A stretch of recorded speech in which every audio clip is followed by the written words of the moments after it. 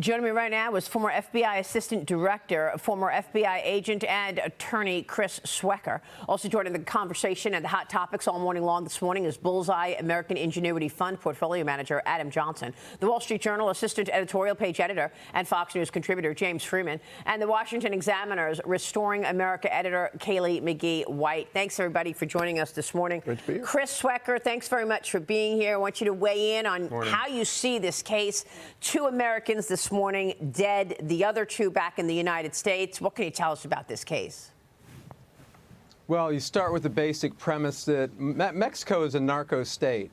It has been for a long time, and particularly under this pre-government, the PRI government, they have ties with the cartels that go back to decades.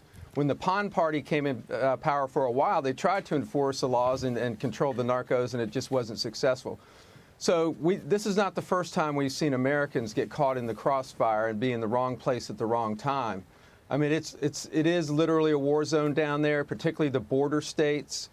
These plazas, these areas where ports of entry and the areas in between are always being contested between the cartels, particularly in the Matamoros region, the Gulf Cartel, where I did a lot of work in the late 90s and early 2000s.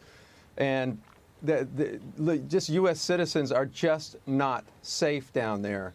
So, literally, we have the open borders. We basically incentivize these cartels, and they profited immensely, as was pointed out, over the last few years under the Biden administration. There's no risk, there's no deterrent from doing what they're doing. So what do you think about Bill Barr's idea that the administration needs to fight this with the military? Is that something that would work in your view?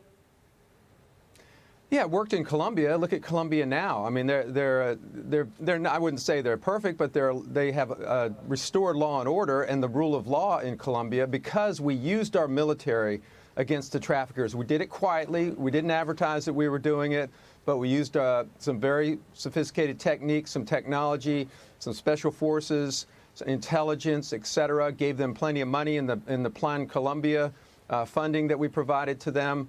And the other thing that we can do is what we did when Kiki Camarena was murdered by the cartels in 1985, a DEA agent who was tortured and murdered. We shut that border down for a couple of days, and it strangled the Mexican economy. And, we need to start playing hardball with Mexico and closing our own borders down. Yeah, I mean, James Freeman, jump in here because, you've got KJP saying that this president takes everything seriously, and yet the border is wide open. What is he taking seriously, knowing that these cartels are making billions of dollars every week by human trafficking? Yeah, recent history suggests that's a meaningless statement from her. Chris, I'm wondering if you can give us a little more on the relationship between the Mexican government and the cartels. Are we talking tolerance, or is it more, even further, is it a partnership?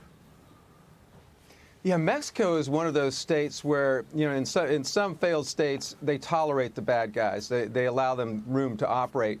In this case, the narcos have integrated into the government. In other words, they control the government. The government is powerless to stop them. This is a history with the PR government that goes back for decades, even before drug smuggling.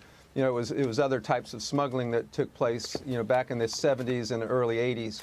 So it is a cozy relationship, but it's also a relationship of intimidation. The cartels are just more powerful. And they are the ones deciding who gets into America and who doesn't, and at what price. And this is where we stand right now. Chris, thanks very much for your insights. Please come back soon. We appreciate your time.